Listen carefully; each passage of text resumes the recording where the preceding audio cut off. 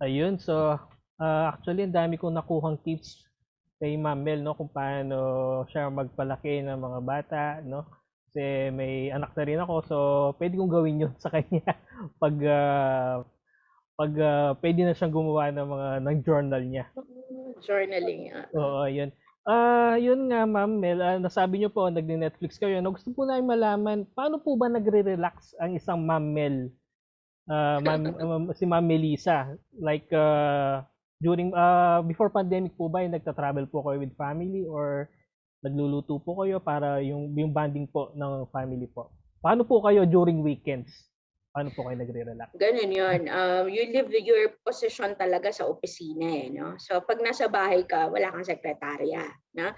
So wala kang uutusan, wala kang ano. So talagang nanay ka, asawa ka pagdating sa bahay, no? So walang possession sa bahay. Talagang yung role mo lang.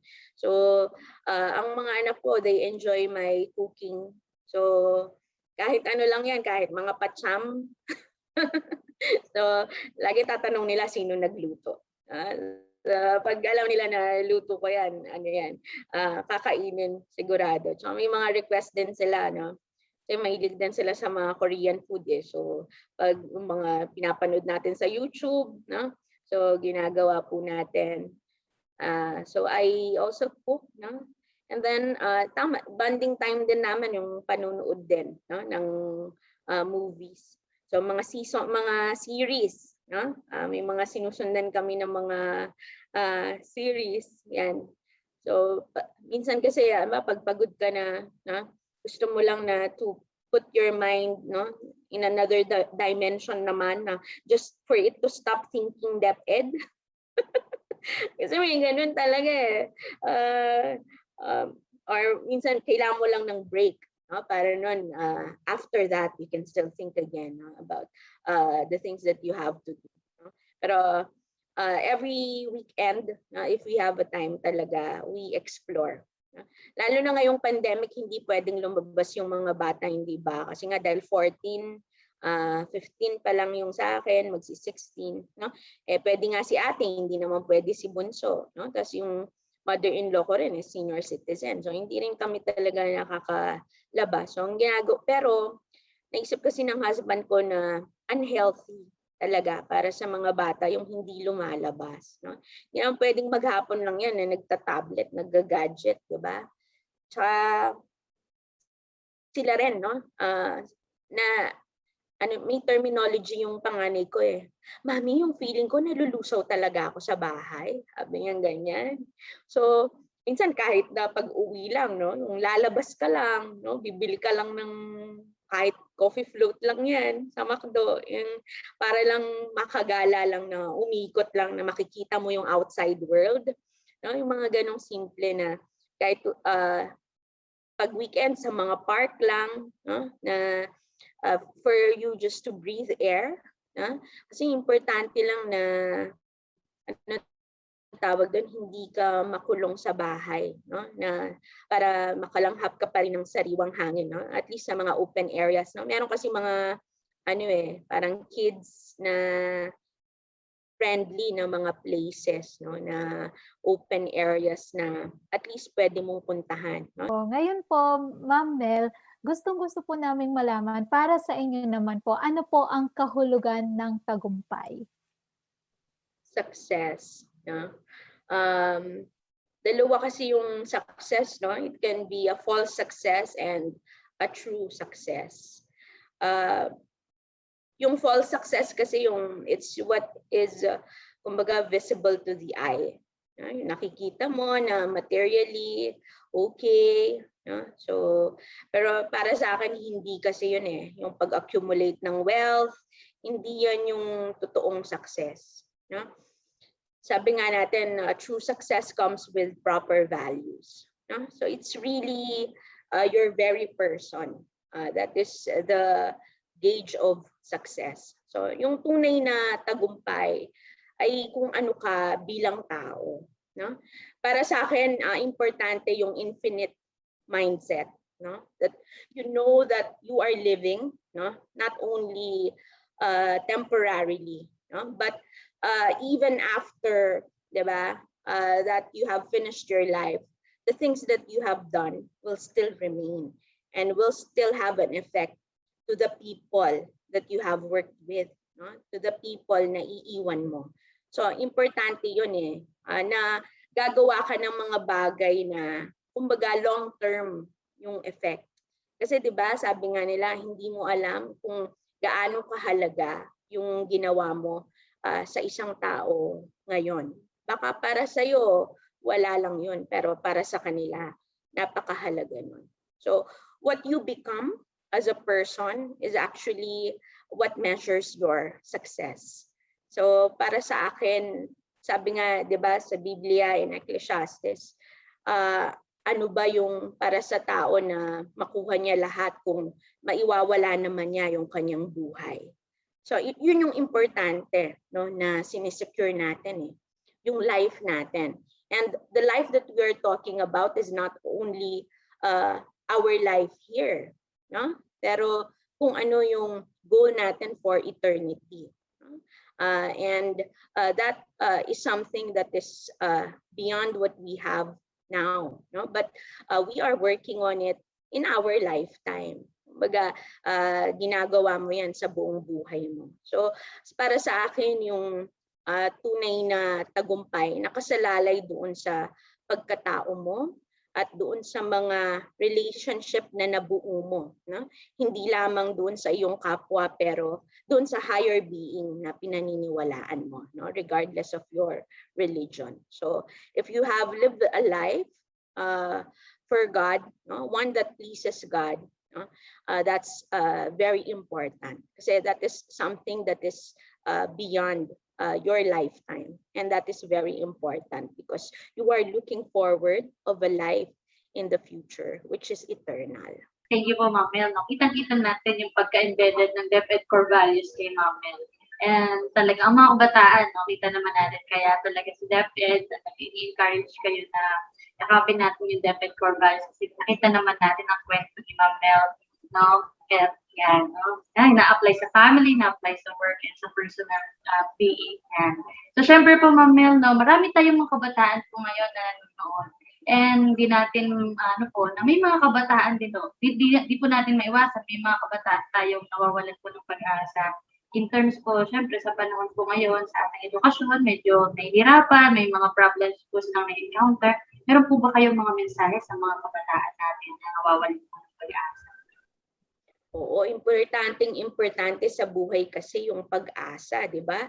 Kaya nga may kasabihan tayo na habang may buhay, may pag-asa. So kapag nawala yung hope natin, napakahirap po nun, no? Pero there must be something that gives us hope, di ba? So when you think of things alone, so for example, iniisip mo na mag-isa ka, mahirap talaga yon, napakabigat dalhin, no? So importante na meron tayong mga kaibigan na nakakausap, meron tayong pamilya, no, na nakakausap. Kasi kung dadalhin mo lang mag-isa yung nararamdaman mo, no, lalo na may mga kabataan ngayon, napakatalamak ng pagkakaroon po ng tinatawag nating depression, no? Especially for our teenagers, no?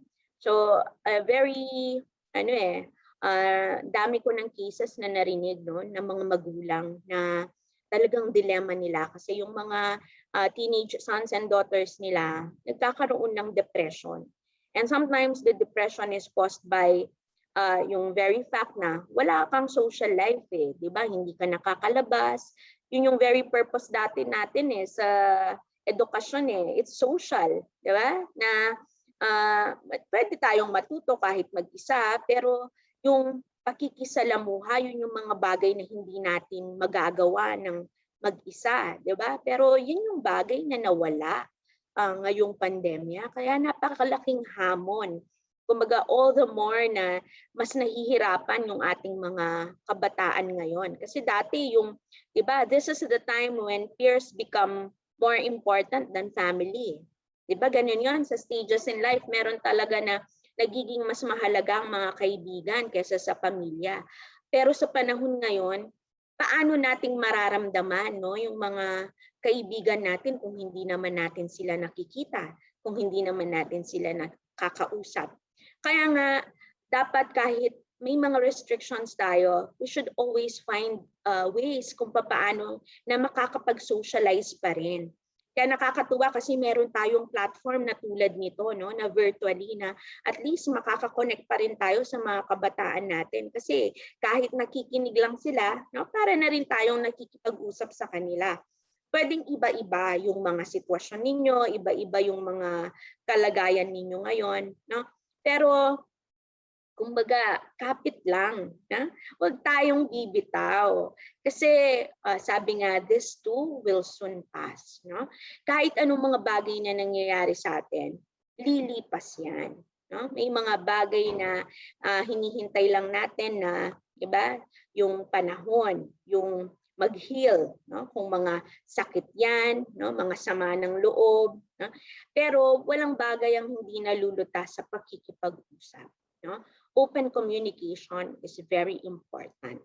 At palagay ko yun yung isang napaka-importanting characteristic dapat ng isang Pilipino. No? Yung maging expressive siya kung ano yung nararamdaman niya. Kalimitan kasi yun yung nakikita ko na nawawala na ngayon sa mga kabataan. No? Hindi na sila masyadong nag-e-express, no, ng kanilang nararamdaman. Pero importante po kasi yun, no, na we can convey what we feel. No? Maraming media ng ating expression. No? Hindi lang ang oral na language. No? Sometimes we can do it through our arts, no? Through writing. Kasi minsan baka talagang hindi naman tayo vocal, di ba? Pero baka pwede tayong magsulat. No? So, minsan text message, no? Kung nahihiya ka na, kausapin mo na diretso, di ba? Pero baka pwede mo namang i-message. Kasi alam nyo, importante talaga yung pakikipag-usap. At minsan takot tayo sa magiging reaksyon sa sasabihin natin, no? Pero hindi naman kasi natin malalaman hanggat hindi natin ginagawa. Diba? So wag tayong mag-presume sa mga reaksyon ng mga tao na kausap natin. Kasi hindi naman natin alam kung ano yung sa loobin nila. Baka tayo lang ang nag-iisip, tayo lang yung may alalahanin, diba? Na hindi okay. No? Pero baka iba naman yung maging reaksyon nila. Kaya importante lang yung very open communication, no? Whether to friends, to families, because that's very important, no? That we get to express ourselves. Kailangan po natin yon, no? So sabi nga ni Kuya Chris kanina, kung siya si Boy Abunda, sasabihin niya, usap tayo. Very well said, Ma'am Mel. Para kay Ma'am Mel naman po, ano naman po ang kahalagahan ng edukasyon para po sa inyo, Ma'am Mel? At ano po ang nais niyong ibigay na payo sa mga kabataan na nahihirapan o ayaw na magpatuloy sa pag-aaral dahil sa iba't ibang kadahilanan ngayong panahong ito? Napaka-importante po ng edukasyon, no? So sabi ko nga po sa inyo, struggle din po talaga sa akin ng pag-aaral. No? Ako yung tipo ng estudyante na lampara lang talaga ang ginagamit. No? Yung paggising mo talaga, yung puno mo ng uling yung ilong mo. Kasi nga, lampara lang yung gamit mo sa pagre-review, di ba, sa pag-aaral. Pero ngayon, hindi, halos may kuryente na po no? So hindi na talaga ganun yung hirap, no? Pagdating sa pag-aaral. Tapos ang public schools naman po natin libre, no? Pero tandaan po natin na marami sa mga natapos sa pag-aaral po ay hirap pa rin na makakuha ng trabaho, di ba? So all the more na kapag mangyayari yon kapag hindi ka nakatapos ng pag-aaral. So ang mundo po talaga na ginagalawan po natin, no? Kumbaga, sabi ko nga, mas mabagsik ang kompetisyon, no? Sa outside world. So napaka-importante yung equipping natin sa sarili natin. And when you make your education a matter of seriousness, ibig sabihin, seseryosohin mo yung edukasyon mo. Kasi importante po talaga sa edukasyon yung natututo ka. No? So kahit anong modality pa yan, no? Dati face-to-face, ngayon iba-iba, blended, modular. Ang dapat sinisiguro ng isang estudyante, yung natututo siya.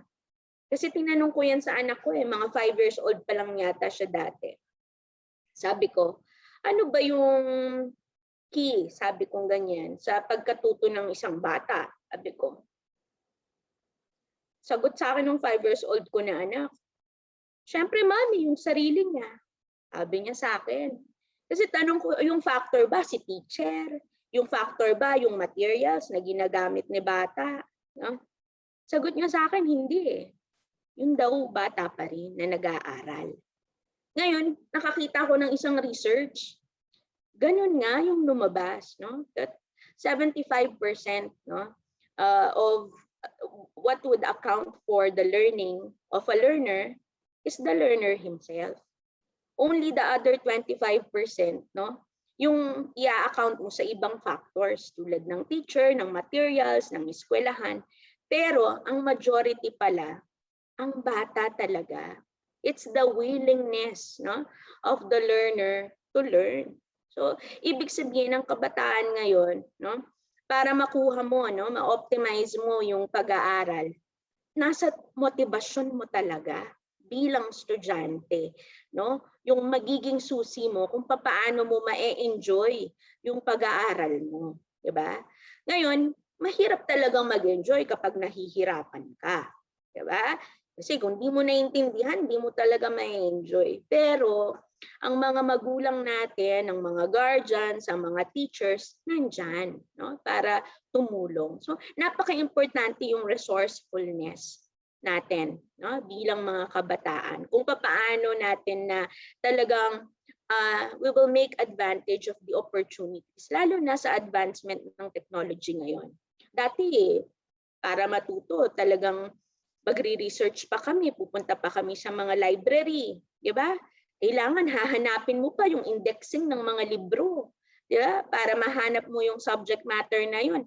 Ngayon, i-google mo lang, di ba? Pero makikita mo na lahat ng materials, hindi lang yung printed, pero pati yung mga videos na sumusuporta doon sa content na yun. So, ang dali-dali, no, na makahanap ng mga materials ngayon.